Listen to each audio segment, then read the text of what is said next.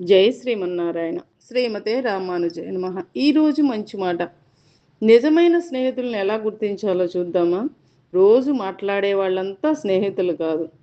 మనం నెల తర్వాత కూడా మాట్లాడినా, ఏమైంది బాగున్నావా అని అడిగేవాళ్ళు కొందరే ఉంటారు. కానీ మనసులో మన స్థానం మారకుండా ఉండాలి.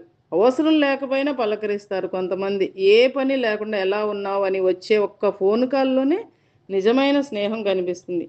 మన విజయం చూసి నిజంగా ఆనందిస్తారు. మనం ఎదిగినప్పుడు పోల్చుకోరు, అసూయపడరు. మన విజయాన్ని తమ విజయంగా భావిస్తారు.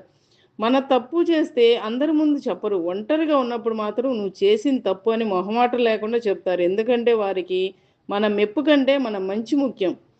మన దగ్గర ఏమీ లేని రోజుల్లోనే అలా ఉన్నారు. పదవి, డబ్బు, పరిచయాలు చూసి దగ్గరయ్యే వాళ్ళు పరిస్థితులు మారిపోతే దూరం అయిపోతారు. కానీ నిజమైన స్నేహంలో పరిస్థితులతో మారదు. మన కష్టాన్ని చెప్పడానికి పూర్తి కథ అవసరం లేదు. మన గొంతు వింటే చాలు ఏదో జరిగిందని గుర్తిస్తారు. మనతో ఏకీభవించకపోయినా మనల్ని గౌరవిస్తారు. అభిప్రాయాలు వేరైనా బంధాన్ని తెంచుకోరు. మనం లేని చోటు కూడా మన గౌరవాన్ని కాపాడుతారు. మన ముందు మంచిగా మాట్లాడటం, లేనప్పుడు చెడ్డగా మాట్లాడటం అలా ఉండదు. మనం లేనప్పుడు కూడా మన గురించి మంచిగా మాట్లాడటం నిజమైన స్నేహం. కష్టకాలంలో పెద్ద మాటలు చెప్పకపోవచ్చు, కానీ అవసరం వచ్చినప్పుడు మాత్రం పక్కన నిలబడతారు.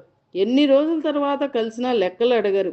ఇన్ని రోజులు ఎందుకు ఫోన్ చేయలేదు అని అనేకంటే వచ్చావా ఎలా ఉన్నావా అని ఆనందమే ఎక్కువగా ఉంటుంది వాళ్ళ దగ్గర, నిజమైన స్నేహితుల దగ్గర.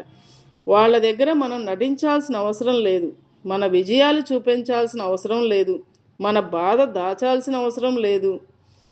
మనకు వందల మంది పరిచయాలు అవసరం లేదు. మనసు బాగలేని రోజు ఫోన్ చేయగల ఒక్కరు, మన తప్పును చెప్పగల ఒకరు, మన విజయం చూసి మనస్ఫూర్తిగా నవ్వగల ఒకరు, ఏం జరిగినా నేనున్నానని నమ్మకం ఇచ్చే ఒకరు, అలాంటి కొద్ది మంది ఉంటే చాలు.